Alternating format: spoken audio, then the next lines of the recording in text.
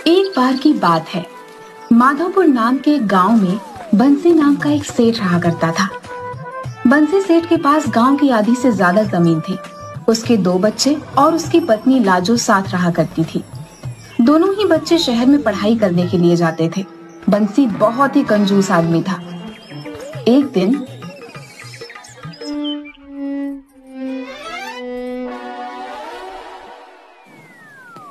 अजी सुनते हो, आज खाने में क्या खाओगे? दाल चावल बना दूं क्या? हाँ बना दो। अच्छा सुनो, दाल केवल 1 मुट्ठी भर के ही बनाना, बाकी उसमें पानी बढ़ा देना। रात के काम भी आ जाएगा भाई। हे भगवान, क्या करूं मैं इस आदमी का, परेशान करके रखा है। लोग सोचते होंगे कि हम तो राजा महाराजाओं की तरह रहते हैं। उन्हें क्या पता कि गरीबों से भी बुरी जिंदगी जी रहे हैं। मैंने आज के बाद आपसे पूछना ही नहीं है। ए जी, बहुत हो गया आपका। अगर आपने अब एक नौकर नहीं रखा घर पर तो मैं मायके चली जाऊंगी, समझे आप? अरे भाग्यवान, गुस्सा क्यों होती हो? देखो, अगर हम एक नौकर रखेंगे तो उसे पैसे देने पड़ेंगे। अब ये बताओ, किसी और को देने से अच्छा वो पैसे हम खा भी तो सकते हैं ना। आप खाने की बात करते हो कि खाना जिसमें पानी बढ़ा दो ताकि रात को भी चल जाएगा, या वो वाला जब भी चल जाएगा, या वो वाला जब आप भंडारे से 2 पूरियां और थोड़ी सब्जी लाए थे और कहा कि इसी को खा लेते हैं ताकि एक रात का राशन बच जाए। मैं बता देती हूँ, अगर आपने एक नौकर नहीं रखा और घर में अपनी हरकतें नहीं बदली तो मैं अपने भाई पहलवान सिंह को यहाँ बुला लूंगी, वही सुधारेंगे आपको। अरे भाग्यवान, गुस्सा क्यों होती हो? अरे नौकर की क्या जरूरत है, उस बसंत से ही काम करवा लो। हे भगवान, तरस खाओ उस बेचारे पे। एक तो तुम उसे पगार समय से नहीं देते और ऊपर से उससे घर का भी काम करवाना चाहते हो। कुछ तो शर्म करो। अरे कैसी शर्म?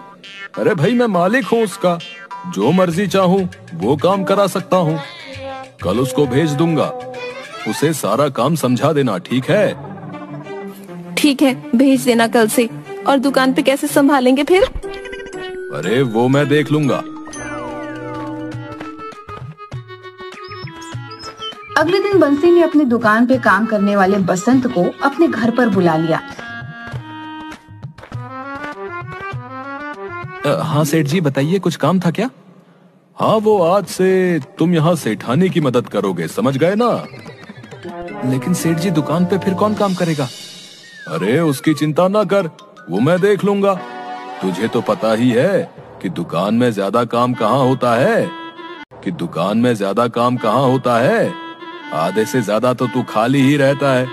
तो मैंने सोचा कि वहां से अच्छा तू क्यों ना यहाँ घर पे काम कर ले, और जब काम हो जाए तो दुकान पे आ जाया करियो। क्यों, गलत कह रहा हूँ क्या?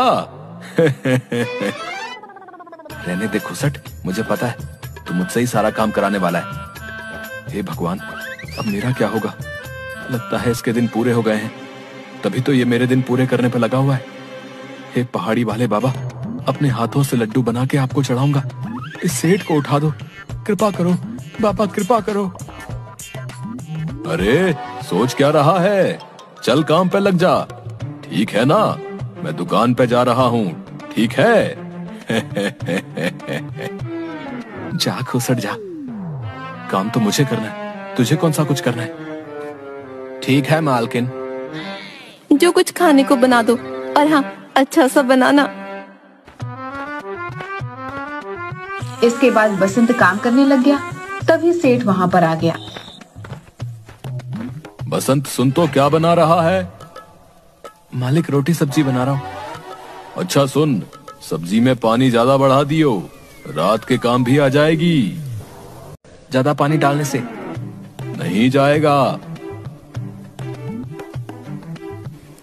आप यहाँ क्या कर रहे हो जी? बसंत, तू बता, क्या कहा इन्होंने तुझसे? वो मालकिन सेठ जी ने कहा कि सब्जी में पानी बढ़ा दूं। हे भगवान, तुम ऐसा करो, जैसा बना रहे थे वैसा ही बनाओ। जी मालकिन। और आप जरा इधर चलिए मेरे साथ। हाँ हाँ, आ रहा हूँ। ये क्या कर रहे हैं जी? मुझ तक ठीक है, ये सब बाहर वालों को क्यों बता रहे हैं कि आप कैसे हैं? आपकी वजह से मेरा बाहर मुंह दिखाना मुश्किल हो जाएगा। आपके आगे हाथ जोड़ती हूँ, खुद को थोड़ा सुधारिए। इसके बाद लाजो वहां से चली गई। सारा काम खत्म करने के बाद बसंत वहां से चला गया।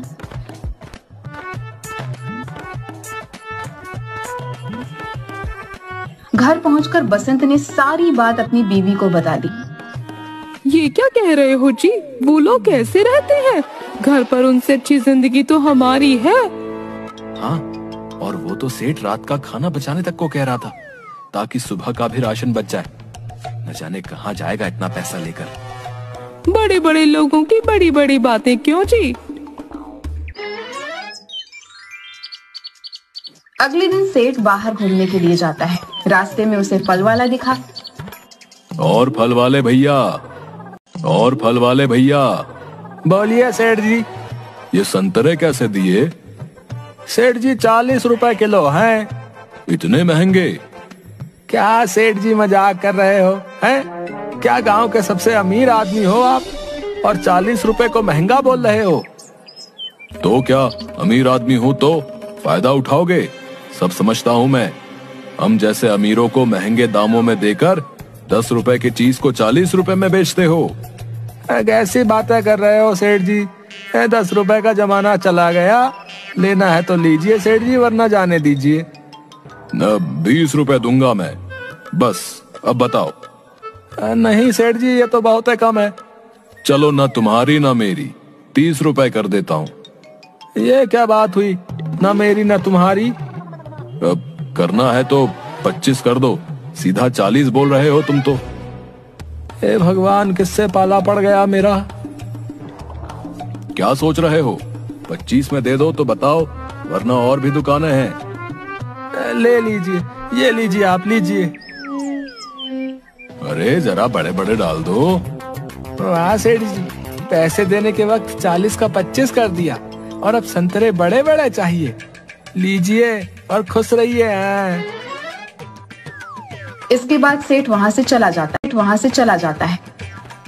क्या आदमी है भैया।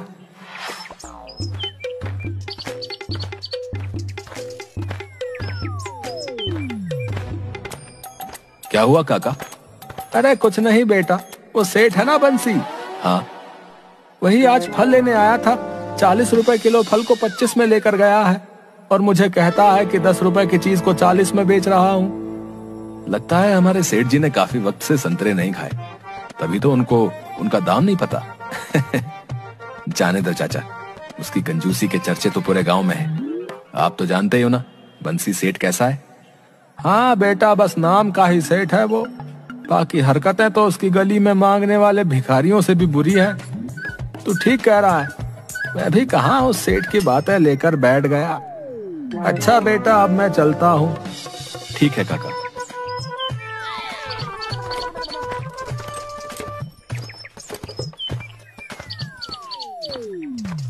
अरे वो देख, गबरू आ रहा है। रुक, उसका पोपट बनाते हैं, मजा आएगा। रुक जरा, अभी आवाज देता हूँ। अरे अरे यार गबरू, हम सब तेरा कब से इंतजार कर रहे हैं यार, और तू है कि कितनी देर से आ रहा है। हाँ दोस्तों, क्या हाल है? हाल तो ठीक है। और कहाँ से आ रहा है? बस बाजार गया था, अभी बस ये फल खरीद कर आ रहा हूँ।